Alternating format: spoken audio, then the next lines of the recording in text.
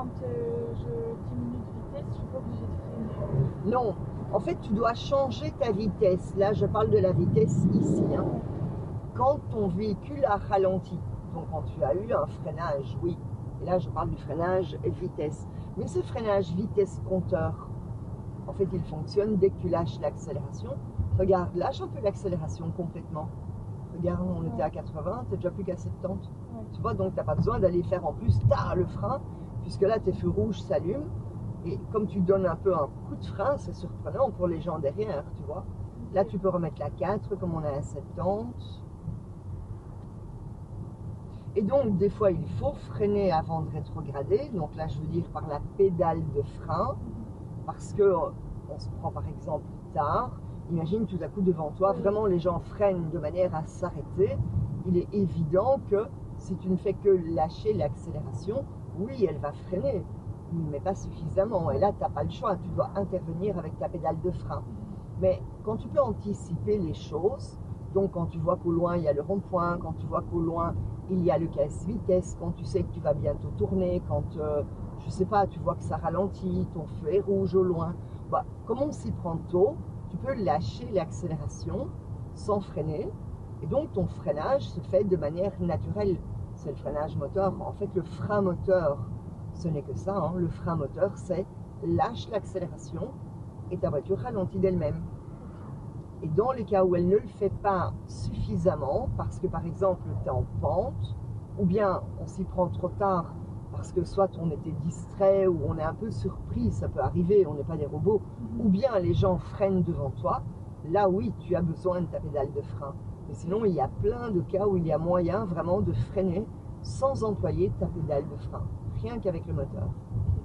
Et ça, c'est l'idéal parce que une fois que tu es habitué à faire ça, tu anticipes les choses en fait. Hein. On arrive à faire ça que quand on anticipe bien les choses. Donc bien voir ce qui se passe, non pas au niveau de la voiture grise qui est devant toi, mais plutôt le camion rouge là qui est devant la camionnette blanche, bon, qu'on ne voit plus maintenant. Et donc si tu vois que là-bas ça ralentit, toi-même, tu peux lâcher l'accélération. Et en fait la conduite est beaucoup plus douce vu qu'il n'y a pas tous ces coups de frein. Okay. Tu vois là-bas on t'indique que tu arrives bientôt près d'un rond-point. Et donc tu relâches déjà un petit peu l'accélération. Tu te laisses un peu aller. Et si jamais tu sens qu'elle ralentit trop, à ce moment-là, tu peux un petit peu repousser ton accélérateur. Tu vois, à toi de doser. Hein.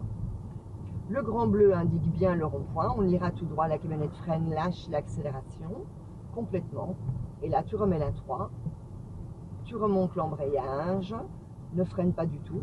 Tu sens qu'en fait, tu n'as pas besoin de freiner. Tu vois. Okay. Et là, tu remets la 2. Et donc, c'est tout bénéfice parce que d'abord, ça montre bien que tu as remarqué que ça ralentissait. Donc, ça montre que tu anticipes les choses et que tu n'es pas en mode « Oh, j'ai rien vu, je le vois au dernier moment, je tape dans le frein. » Donc, voilà, l'anticipation, c'est très important. Vas-y, go, go, dépêche-toi, dis go, go. Voilà, bien tout droit. Clignot, le rétro, l'angle mort pour les vélos. Et là, on dégage comme eux, hein, donc ici, moins fort que tout à l'heure. Donc, ça montre bien ton anticipation. Mais surtout, ça donne vraiment un confort de conduite, étant donné que tu n'es pas en mode j'accélère, je freine, parce que ça, c'est quand même désagréable hein, quand on est tout le temps avec le pied sur le frein. Et troisièmement, ça te fait quand même économiser du carburant, étant donné que tu lâches l'accélération beaucoup plus tôt, tu consommes moins de carburant, et en plus, tu n'emploies pas ta pédale de frein, donc tu n'uses même pas tes freins. C'est tout bénéfice pour toi. Autant pour l'écologie que surtout pour le confort de conduite. Hein. Moi, personnellement, c'est plutôt le confort de conduite qui me plaît dans cette conduite, pas l'écologie à ce point. Je veux dire, on ne va pas sauver la planète parce qu'on accélère un peu moins, il ne faut pas rêver, quoi. Hein. Bien, là, on entre en agglomération. Toujours un petit coup d'œil derrière. Et le regard vraiment bien au loin. Là-bas, on voit les petits signaux bleus qui t'indiquent les passages. Tout au loin, on voit la fin de l'agglo, mais il y a un signal de vitesse derrière. Toujours un petit coup d'œil à l'arrière.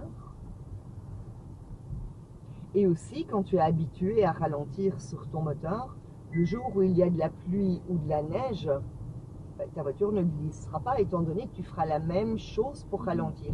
Tu auras la même technique de conduite.